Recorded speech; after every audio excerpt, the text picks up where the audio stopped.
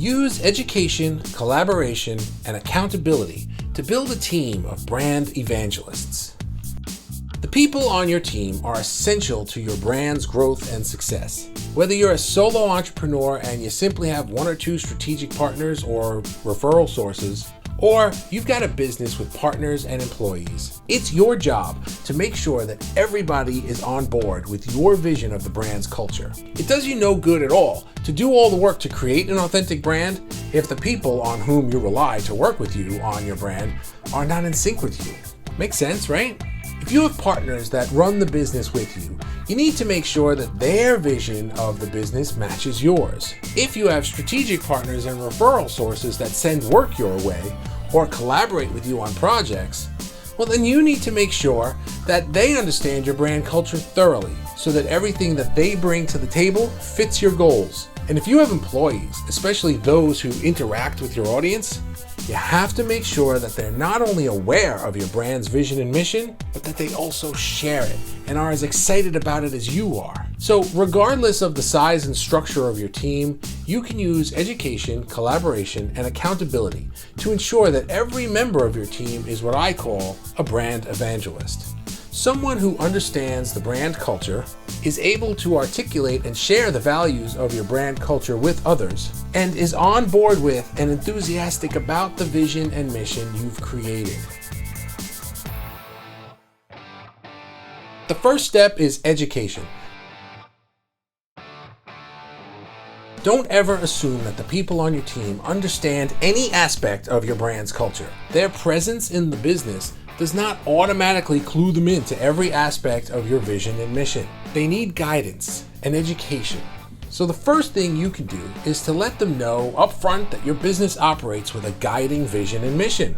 You know, so many businesses set up meetings for every little thing, and one of the biggest gripes I hear is how these meetings are tremendous wastes of time. I always found that traditional meetings were set up to discuss specific items, things like a particular project or sales figures for the quarter or brainstorming a new product idea. But few entrepreneurs think to create meetings for broader purposes. You can set up meetings once a month or once a quarter to review the brand culture and get everyone to check in with where you all are in relation to the overall big picture. Meetings like this can be events to look forward to. A day away from regular work, just being together in a different atmosphere than the typical day-to-day stuff. You can have retreat-type weekends. You can have a day-long pizza party or an outdoor barbecue. Anything you can think of that would feel special and exciting to your people would be awesome. It's something they would all look forward to, and the energy it created would seep into everyone's future work. Next is collaboration. The nurturing and expansion of the brand culture does not need to have a top-down dictatorial structure. Your team will really begin to take pride and ownership in the brand's culture if they have a hand in shaping it. Try to remember that each person on your team is also a human being with a desire to be their authentic selves. Hopefully, in stage 2, you created a culture that attracted the right kind of people to your team in the first place. You don't want to change the company's culture away from your authentic self just to please your team members. If that were to be necessary, then you might need to replace that team member. But if you already have people who are generally on board with your vision from the start, then including their vision only works to strengthen the bonds between them and the culture you've created. Think of the difference between the employee working at a company because this is her job and she needs the money for rent and car payments and her kids' braces and whatever, and the employee working at a company whose brand culture makes her feel important and valued. Now, the first employee watches the clock all day, counting the minutes to 5 o'clock when she can get out of here. The second employee probably puts in more effort than is expected and required. That employee may cost more in terms of salary or benefits, but the value to the brand and the business owner could be exponentially more than the value of the worker who is only there because she has no choice. You can create a brand culture where your employees have to be there and just do the bare minimum required to get their paycheck, or one where they want to be there because they have a voice in crafting the brand culture. Finally, there's accountability. Everybody gets off track once in a while, and it always helps to have some mechanism in place to act as a guiding beacon. First of all, as the business owner, you need somebody to help keep you in check, to make sure you have the big picture in mind. How easy is it for us to get mired in the emergencies of the day? Whether it's the particular details of a project or the need to fix a problem that you woke up to, it's all too easy to get sidetracked. When these distractions begin to pile up, and they can do that pretty easily, days, weeks, even months can go by without you even thinking of the brand culture at all. And this is why you need some way to stay in check. Maybe you have a partner whose job it is to remind you to pick your head up once in a while. Or maybe your job is strictly big picture and you delegate the daily stuff to somebody else. Or maybe you schedule those team meetings a little more frequently so you have no choice but to get up from the trenches and check your bearings. Your team members need accountability too, that you can do for your partners what they do for you. Just like you, they may need your help to remind them to pick their heads up out of the daily trenches once in a while and get their bearings with the overall course of the business. Partners in business, much like partners in life, should get into the habit of checking in with each other regularly for a reality check or an upliftment.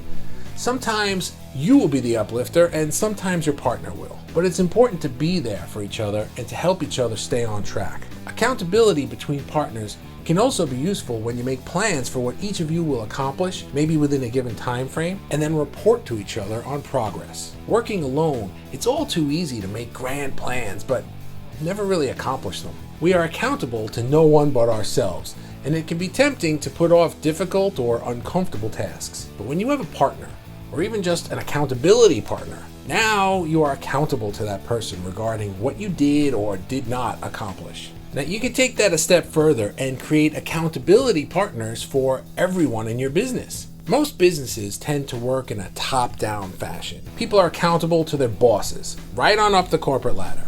But bosses and managers may have their own problems and issues to deal with and may not be able to motivate and control a large number of employees. An accountability partnership partners each employee with one other person.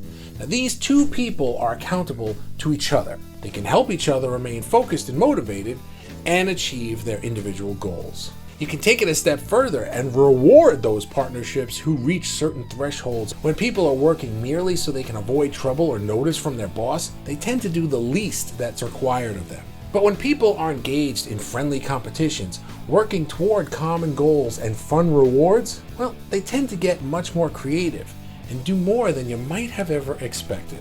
Now, let's face it, even the most dedicated employees usually have lives outside of work. When they walk in the door each day, it's very possible that they bring with them the weight and pressure of and the issues they face at home. Family problems, money problems, health problems. Many businesses take on the attitude that work is work, and when you're on the clock, your time is mine. Keep your personal life at home and do your work. Now, that's all well and good, except it's a complete crock. That may keep people from talking about their personal issues or even keep them from taking action during work hours. But it does nothing to help alleviate their problems, and it does nothing to create a valuable employee.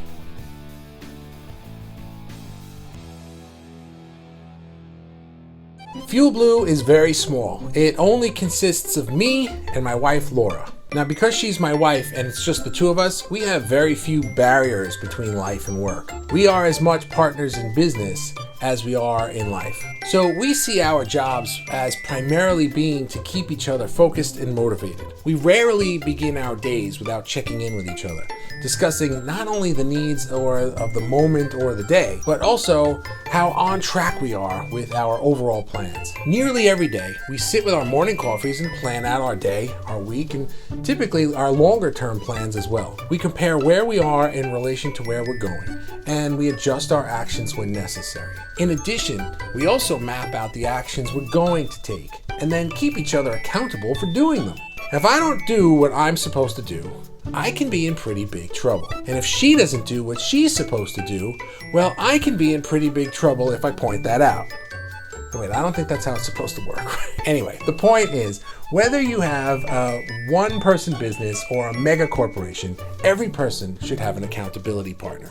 And if it's just you against the world, well, find another entrepreneur and be each other's accountability partner.